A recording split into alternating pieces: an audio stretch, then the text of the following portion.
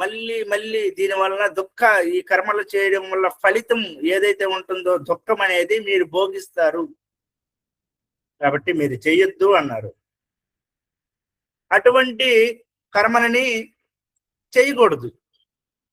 ఎవరైతే బుద్ధిమంతుడు ఉత్తముడైనటువంటి సామాజికంగా ఒక మంచి స్థాయిలో ఉన్నటువంటి వాళ్ళు ఈ విధమైనటువంటి కర్మలు చేయకుండా ఉంటారు.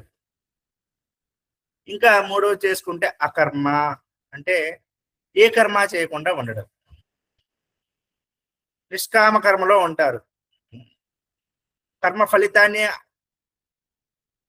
అవసరం లేదనుకుంటూ ఉంటారు. కృష్ణ భావనామృత కర్మలో ఉంటారు.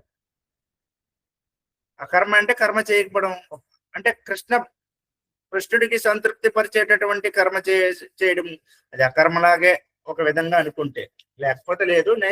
నిష్కామ కర్మ అంటే కర్మ ఫలితాన్ని ఆశించకుండా చేసేటటువంటి కర్మ. ఆ కర్మ ఏ కర్మ చేయకుండా సైలెంట్ గా ఇంకా ఊపిరి కూడా పీల్చకుండా ఉండడమే ఇంకా. కాబట్టి కర్మలో ప్రధానంగా 3 రకాల కర్మ, అకర్మ, వికర్మ అనేసి.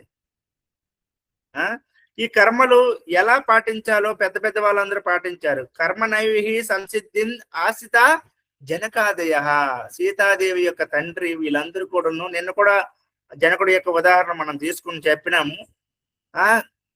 జనకుడు ఇట్లాంటి పెద్ద వాళ్ళందరూ కూడాను ఏం చేసినారు, కర్మలని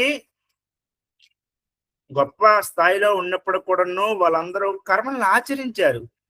ఉత్తమమైనటువంటి కర్మలు ఆచరించి ఆ కర్మలన్నిటి కూడాను భౌతిక బంధనముల నుండి బయటికి ఉండేటట్లు చేసుకున్నారు. కాబట్టి యద్యత్ ఆచరతి శ్రేష్ఠ తత్తదేవో తరో జన సయత్ ప్రమాణం కురుతే లోకస్తదను వర్తతే అనేసి అన్నారు. ఎవరైతే ఉత్తములు చేసేటటువంటి కర్మలు తక్కువ వాళ్ళు కూడా దాన్ని అనుసరిస్తారు. కాబట్టి ఉత్తమమైనటువంటి వాళ్ళు మంచి కర్మలు చేసినట్లయితే తక్కిన వాళ్ళందరూ కూడా, ఫాలోవర్స్ అందరూ కూడా మంచి కర్మలు చేస్తారు.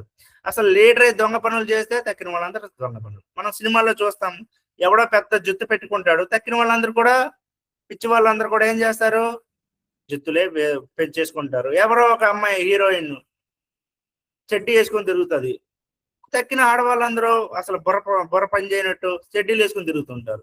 వస్త్రం అనేది అంత హేయకరంగా వేసుకుంటూ వెళ్తుంటారు.